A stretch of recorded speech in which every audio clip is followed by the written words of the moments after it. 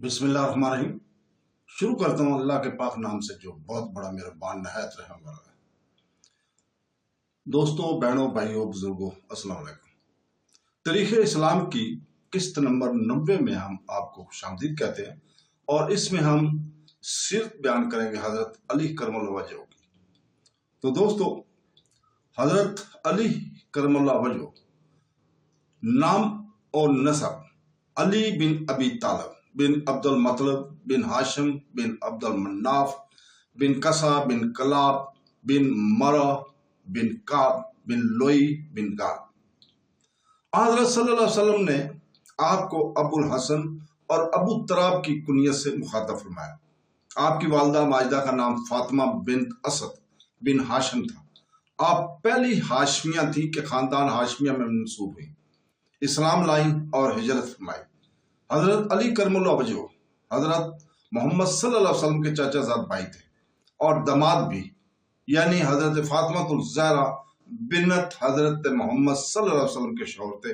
آپ میانہ قد، مائل پستی، دورہ بدن، سر کے بال کسی قدر اڑے ہوئے تھے، باقی تمام جسم پر بال اور لمبی گھنی داڑھی گندم گوں کے تھے۔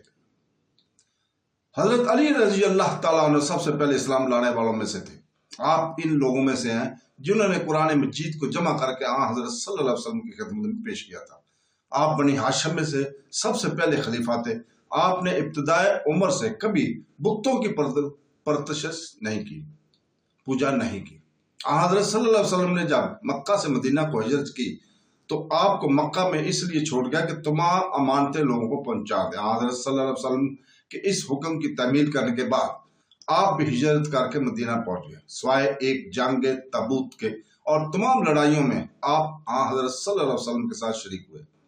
جنگ تبوک کو جاتے وقت آپ کو حضرت صلی اللہ علیہ وسلم مدینہ کا عامل یعنی قائم مقام بنا گئے تھے۔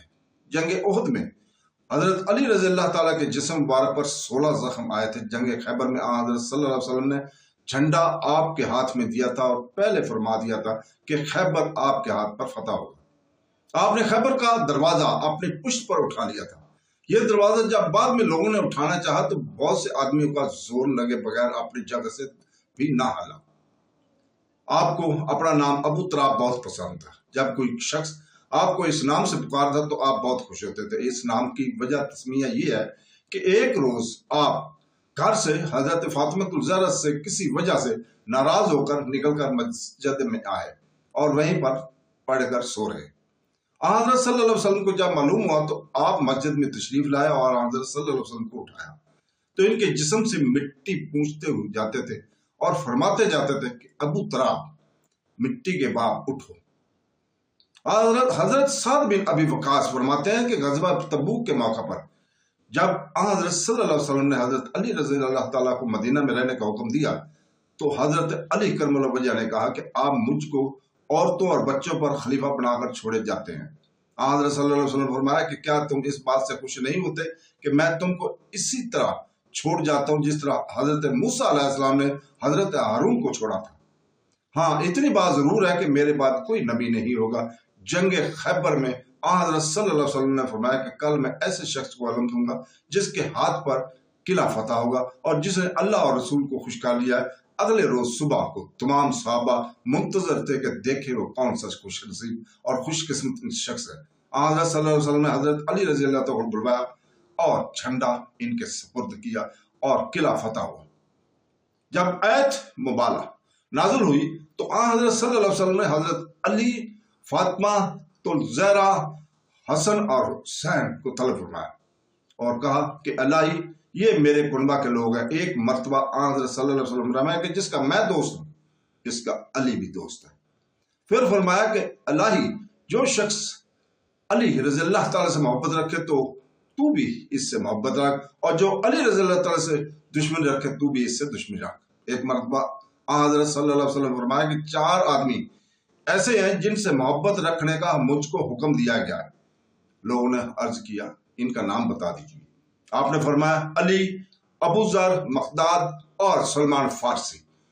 اور ابن عمر سے روایت ہے کہ جب حضرت صلی اللہ علیہ وسلم نے صحابیوں میں بھائی چارہ کرایا تو حضرت صلی اللہ علیہ وسلم نے حضرت علی रजी अल्लाह ताला को रोते हुए हजरत सल्लल्लाहु अलैहि वसल्लम के पास आया और कहा कि आपने हर एक में मुआखजा कायम करा दी, लेकिन मैं रह गया। आपने फरमाया कि तुम दुनिया और आखिरत में मेरे भाई हो। हजरत सल्लल्लाहु अलैहि वसल्लम ने एक मरतबा फरमाया कि मैं इल्म का शहर हूँ, तो अली रजी अल्लाह ताला इनका इसका दरवाजा है। हजरत उमर रजी अल्लाह ताला का कौल है कि हम सब में हजरत अली से ज्यादा सुन्नत का अब कोई वाकिफ नहीं रहा। हजरत अम्मार बिन यासर से रवायत है कि एक मरतबा हजरत सल्लल्लाहु अलैहि वसल्लम ने हजरत अली रजी अल्लाह ताला से फरमाया कि दो शख्स शक्की तरीन है, एक अहमद जिसने हजरत साला को ऊंटनी की ऊंचे काटी, और दूसरा वो शख्स जो तेरे सर पर तलवार मारकर तेरी दाढ़ी को जिस्म से जुदा करेगा। हजरत अली रज़ी अल्लाह ताला ने फरमाया कि अल्लाह का शुक्र है, दीन के मामला में मेरा दुश्मन भी मुझसे इस्तेहसा करता है। मुआविया ने मुझसे पूछ भेजा है कि खनशी मुश्किल की महराज में क्या किया जाए। मैंने इसे लिख भेजा है कि इसके पेशाबगाह की सूरत से महराज का हुक्म जारी होना चाहिए, यानी अगर पेशाबगाह मर्दों की मानद हो तो इसका हुक्म मर्द का होगा, और अगर औरत की तरह हो तो औरत का। हजरत अली रज़ी अल्लाह ताला जब बसरे में तशरीफ ले गए तो इब्ने गुआ और कैस बिन अबादा ने आपकी खिदमत में अर्ज किया कि बाज लोग कहते हैं कि हजरत सल्लल्लाहु अलैहि वसल्लम ने आपसे वादा फरमाया था कि मेरे बाद तुम खलीफा बनाए जाओगे। इस मामला में आपसे बढ़कर और कौन शका हो सकता है। हम आपसे ही दरियाफ्त करते हैं कि ये क्या बात है। ये सुनकर हजरत अली रज़ी अल्लाह ताला ने फरमाया, ये बिल्कुल गलत है कि हजरत सल्लल्लाहु अलैहि वसल्लम ने मुझसे कोई वादा फरमाया था। अगर फिल हकीकत हजरत सल्लल्लाहु अलैहि वसल्लम ने मुझसे कोई वादा फरमाया था तो मैं हजरत अबू बकर सिद्दीक रज़ी अल्लाह ताला ने और हजरत उमर फारूक के हजरत सल्लल्लाहु अलैहि वसल्लम के मिंबर पर क्यों खड़ा होने देता और इनको अपने हाथ से कत्ल न कर देता, चाहे मेरा साथ देने वाला एक भी ना होता। बात यह है कि जब हजरत सल्लल्लाहु अलैहि वसल्लम की बीमारी ने तूल खींचा तो एक रोज मुअज्जिन ने हाजिर होकर आपको नमाज के वास्ते बुलाया, तो आपने फरमाया कि अबू बकर को ले जाओ। और वो तो हजरत सल्लल्लाहु अलैहि वसल्लम को गुस्सा आया, और इस पे गुस्सा आया कि वो मेरी जगह नमाज पढ़ाएंगे जब हजूर पाक ने कहा। लेकिन उम्मुल मोमिनीन आयशा सिद्दीका ने आपको इस इरादे से बाज रखना चाहा तो हजरत सल्लल्लाहु अलैहि वसल्लम को गुस्सा आया। फरमाया कि तुम हजरत यूसुफ अलैहिस्सलाम के जमाने की सी औरतें हो। अबू बकर रज़ी अल्लाह ताला ने कोई ले जाओ। जिस दिन हजरत सल्लल्लाहु अलैहि वसल्लम को बात पाई तो हमने अपनी जगह गौर किया तो इस शख्स को अपनी दुनिया के लिए भी कबूल कर लिया जिसको हजरत सल्लल्लाहु अलैहि वसल्लम हमारे दिन के वास्ते इंतखाब फरमाया था, क्योंकि नमाज असल दीन है और आप दीन के अमीर और दुनिया के कायम रखने वाले थे। बस हमने अबू बकर सिद्दीक को मुस्तहिक समझकर इनसे बैत कर ली, इसीलिए किसी ने भी इख्तलाफ नहीं किया और किसी ने किसी को नुकसान पहुंचाने का इरादा नहीं किया। ना कोई मुतनफ़स अबू बकर से बेजार हुआ, लिहाजा मैं भी हजरत अबू बकर सिद्दीक का हक अदा किया, इनकी अतात की, इनके लश्कर में शामिल होकर इनकी तरफ से लड़ा। वो जो कुछ मुझे देते थे ले लेता था, जहां कहीं मुझे लड़ने का हुक्म देते थे लड़ता था और इनके हुक्म से हद शुरू लगाता था। जब इनका इंतकाल हुआ तो वो हजरत उमर रज़ी अल्लाह ताला को अपना खलीफा बना गए। मैंने हजरत उमर के साथ भी वही बर्ताव किया और इनके साथ इसी तरह पेश आए जिस तरह हजरत अबू बकर सिद्दीक के साथ पेश आया था। जब हजरत उमर रज़ी अल्लाह ताला का इंतकाल हुआ तो मैंने अपने दिल में सोचा कि मेरी पेशकदमी इस्लाम और खराबत और दूसरी खसूसियात को देखते हुए हजरत उमर मेरी खिलाफत का हुक्म दे जाएंगे, लेकिन वो डरे कि कहीं ऐसे शख्स को इंतखाब ना कर जाऊं जिसका अंजाम अच्छा ना हो। चुनाचे उन्होंने अपने नफ्स के साथ अपने औलाद को भी खिलाफत से मरहूम रख कर दिया। अगर हजरत उमर बख्शिश और अता के असूल पर चलते तो अपने बेटे से बढ़कर किसको मुस्तहक समझे। गर्ज इंतखाब अब कुरैश के हाथ में आया, जिनमें से एक मैं भी था। जब लोग इंतखाब के लिए जमा हुए तो मैंने ख्याल किया कि वो मुझसे तजावुज ना कर दें। अब्दुर्रहमान बिन औफ ने हमसे अहद लिए कि जो कोई खलीफा मुकर्रर किया जाएगा हम इसकी इताअत करेंगे। फिर उन्होंने हजरत उस्मान रज़ी अल्लाह ताला का हाथ पकड़ लिया। अब जो मैंने गौर किया तो मालूम हुआ कि मुझसे जो वादा लिया गया था वो गैर की इताअत के लिए लिया गया था। लिहाजा मैंने उस्मान रज़ी अल्लाह ताला से बैत कर लिया और इनके साथ में वही सलूक किया और इनसे इसी तरह पेश आया जिस तरह हजरत अबू बकर सिद्दीक हजरत उमर फारूक के साथ पेश आता था। जब इनका भी इंतकाल हो गया تو میں نے خیال کیا کہ وہ لوگ تو گزر گئے، ان کو حضرت محمد صلی اللہ علیہ وسلم ہمارے امام بنایا تھا اور وہ بھی گزر گئے جن کے لیے مجھ سے وعدہ کیا گیا تھا۔ تو میں بیعت لینے پر آمادہ ہو گیا۔ چنانچہ اہل حرمین مکہ و مدینہ نے اور کوفہ اور بصرہ کے رہنے والوں نے مجھ سے بیعت کر لی۔ اب اس معاملہ خلافت میں ایک ایسا شخص میرا مد مقابل ہے جس کی نہ قرابت میری مانند ہے، نہ علم، نہ سبقت اسلام، حالانکہ میں مستحق کی خلافت ہوں۔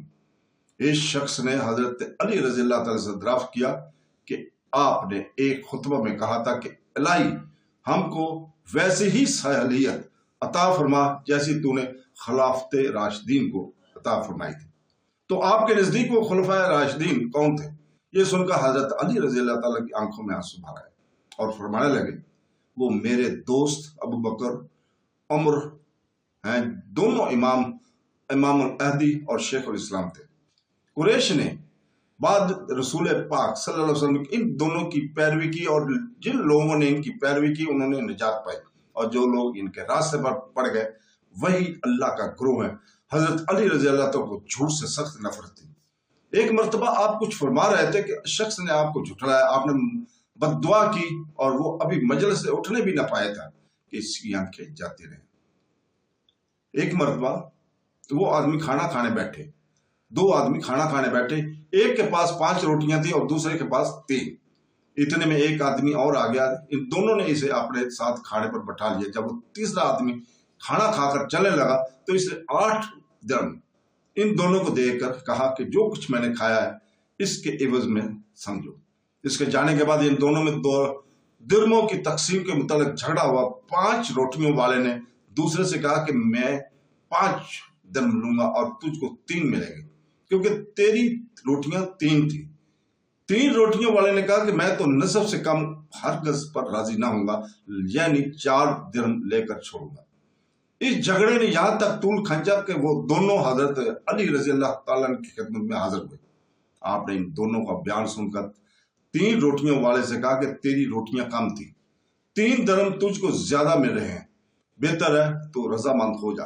اس نے کہا کہ جب تک میری حق رسی نہ ہوگی میں کیسے راضی ہو سکتا ہوں؟ حضرت علی رضی اللہ تعالیٰ فرمایا کہ پھر تیرے حصے میں صرف 1 درم آئے گا اور تیرے ساتھی کے حصے میں 7 درم آئیں گے۔ یہ سن کر اس کو بہت عجیب لگا۔ اس نے کہا کہ آپ بھی عجیب قسم کا انصاف کر رہے ہیں، ذرا مجھ کو سمجھا دیجیے کہ میرے حصے میں 1 اور اس کے حصے میں 7 کس طرح آ سکتی؟ حضرت علی رضی اللہ تعالیٰ نے فرمایا، سنو، کل 8 روٹیاں تھیں اور تم 3 آدمی تھے، چونکہ یہ مساوی طور پر تقسیم نہیں ہو سکتی تھی، لہذا ہر ایک روٹی کے 3 ٹکڑے قرار دے کر کل 24 ٹکڑے سمجھو۔ یہ تو معلوم نہیں ہو سکتا کہ کس نے کم کھایا اور کس نے زیادہ، لہذا یہی فرض کرنا پڑے گا کہ تینوں نے برابر کھانا کھایا اور ہر ایک شخص نے 8 ٹکڑے کھائے۔ تیری 3 روٹیوں کے 9 ٹکڑے میں سے 1 اس تیسرے شخص نے کھایا اور 8 تیرے حصے میں آئے، اور تیرے ساتھی کے 5 روٹیوں کے 15 ٹکڑوں میں سے 7 اس تیسرے شخص نے کھائے اور 8 ساتھی کے حصے میں آئے، کیونکہ تیرا 1 ٹکڑا اور تیرے ساتھی کے 7 ٹکڑے کھا کر اس نے 8 درم دیے ہیں، لہذا 1 درم تیرا ہے اور 7 درم تیرے ساتھی کے۔ یہ سن کر اس نے کہا کہ ہاں اب میں راضی ہوتا ہوں۔ ایک مرتبہ ایک شخص نے آپ کے یہاں نالش کی، فلاں شخص یہ کہتا ہے کہ اس نے خواب میں میری ماں سے جماع کیا ہے۔ آپ نے فرمایا اس خواب بیان کرنے والے کو دھوپ میں کھڑا کر کے اس کے سائے کو کوڑے لگاؤ۔ تو دوستو اس کے ساتھ ہی ہم اجازت چاہتے ہیں کل تک کے لیے۔ کل انشاءاللہ تعالیٰ آپ کے سامنے نئی قسط میں حاضر ہوں گے۔ اللہ حافظ۔